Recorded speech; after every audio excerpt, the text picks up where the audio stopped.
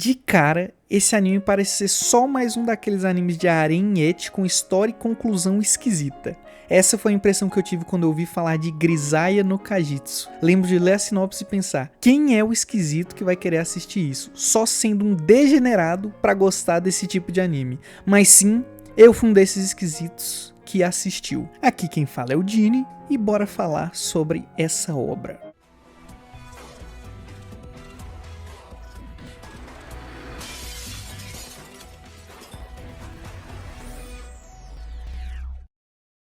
Nos primeiros 8 ou 9 episódios, Grisaia no Kajitsu foi exatamente o que eu pensava. A história mostra o nosso protagonista, Yuji Kazami, que foi transferido para uma escola privada só para meninas, como deveria ser, onde havia mais 5 estudantes. Essas 5 garotas incluem Amane Suou, uma ruiva um pouco pervertida, Michiru Matsushima, uma tsundere, sei lá como é que fala isso, uma bipolar em treinamento, Satiko Mini, uma empregada avoada das ideias, Makina Irisu, aquela loli típica e que eu acho muito chata e que chama o protagonista de Oni-chan, e por fim, Yumiko Sakaki, uma bela garota que carrega uma faca e parece que vai esfaquear alguém a qualquer momento. É assim que os personagens principais aparentam ser logo no início da série.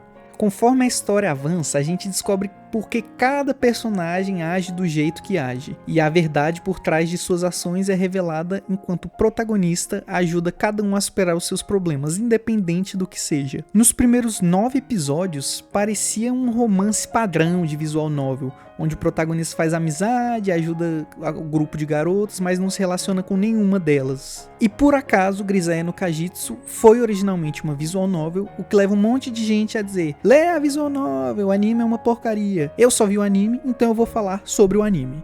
Grisaia no Kajitsu fez um trabalho muito bom. Não foi nada no nível de Bunny Girl Senpai, ou melhor que alguns outros animes com esse mesmo tipo de história. E se eu tivesse parado de assistir no episódio 9 ou antes dele, eu ia dar no máximo estourado uma nota 7 pra ele. Foi bem feito, tem umas histórias que você se aprofunda, mas também não era nada tão especial. Não o suficiente pra fazer uma review de um anime que você acha ok.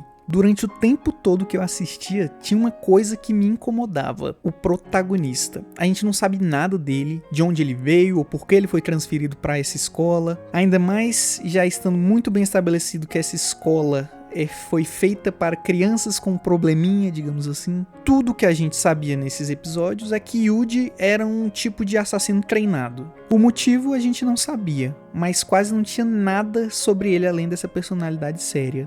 Como eu falei antes, Grisaia no Kajitsu foi originalmente uma visual novel, e ainda tem o fato de ser rotulado como harem.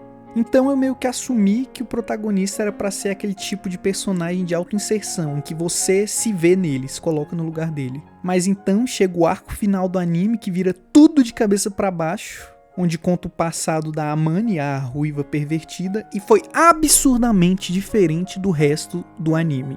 Era nítido nos primeiros episódios que ele não tinha medo de abordar uns temas maduros e nunca suavizava nada.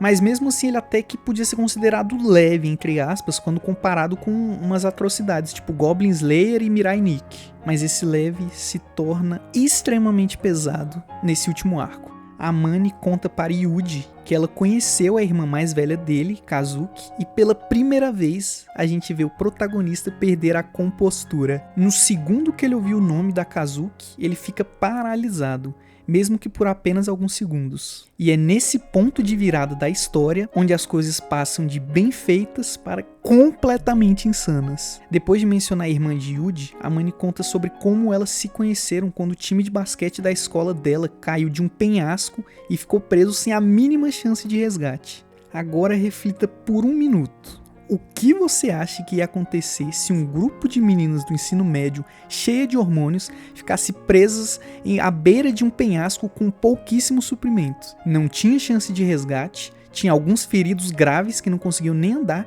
e para piorar, o único professor presente era um homem? Bom, sorte a sua que você não precisa nem imaginar, porque é exatamente isso que os próximos 3 episódios vão mostrar. E antes que você pense, mas é um anime, vai ser um pouco menos horrível, ou tentar justificar que eles censurariam porque é um anime e um harém por cima, deixa eu te lembrar que Grisaia é um anime que não tem medo de abordar temas maduros e nunca suavizava nada. naquele fatídico momento, eu percebi o que estava acontecendo. Eu sabia o que ia acontecer. Era como assistir um prédio desabar em cima de você. Você vê o prédio caindo, sabe o que vai acontecer, mas tudo que você pode fazer é esperar. Fugir não é uma opção, porque não tem tempo suficiente, então só resta ficar ali assistindo, sofrendo em antecipação. E foi exatamente assim que os próximos 3 episódios se desenrolaram pra mim. Eu sabia que o anime não segurava nada, então eu tava só esperando as coisas ficarem sombrias. E mano, como elas ficaram sombrias. Tudo que eu posso dizer é que aqueles 3 episódios foi uma experiência que me deixou abalado. Se você que tá aí ouvindo assistiu esse final, sabe exatamente do que eu tô falando. Mas se você não viu, só vou te dizer pra usar a sua imaginação e multiplicar qualquer coisa desprezível que você imaginar por 1 trilhão. Nessa altura, eu já tinha passado 3 horas assistindo o que eu pensei ser um arenhete. E estava nesse tipo de mentalidade. E dessa mentalidade de assistir um arenhete pra ver algo totalmente sombrio e grotesco às 4 da manhã, no espaço de um único episódio, foi devastador. Eu mal lembro de ter assistido o último episódio, porque eu tava tão em choque de horror do que eu tinha acabado de assistir, que quando o último episódio terminou, eu era um homem destruído. Tudo que eu pensava sobre esse anime foi arrancado de mim e depois usado como uma arma pra esmagar minha cabeça. E se você tava esperando que isso era tudo, que foi isso que fez a série ser incrível, bom, pode até ter sido uma experiência insana, mas tinha muita coisa que ainda estava por vir. Como eu disse anteriormente, eu achava que Yuji provavelmente era um personagem de autoinserção. Bem, adivinha? Eu tava errado. Depois da primeira temporada, tivemos um OVA de 50 minutos e os primeiros 4 episódios da temporada final dedicados apenas a contar o quão ferrado era o passado do Yuji. E só pra te lembrar, eu tô usando o termo ferrado logo depois de terminar o arco da Amane, que foi uma das coisas mais perturbadoras que eu já vi em toda a minha vida, que realmente me quebrou e me forçou a fazer uma pausa mental de 1 hora antes de conseguir continuar assistindo. Mesmo o passado do Yuji não tendo sido tão grotesco e nojento quanto o da Amane, apesar de não ficar muito atrás, o dele compensava isso ao te dar um soco direto nos sentimentos, repetidamente como um saco de pancadas. Sem entrar em muito detalhe para não dar spoiler, o que torna o passado de Yuji tão incrível, além do fato de ser insanamente ferrado, mas também muito fodão e divertido de assistir, é que à medida que mais e mais as coisas acontecem com Yuji, mais você vê ele mudando com cada evento. Você entende por que ele faz tudo o que faz, tanto no passado quanto ao longo da história principal. Durante a primeira temporada, o Yuji sempre foi um carinha muito sério, que fazia umas coisas estranhas e diferentes, mas a gente não entendia o porquê.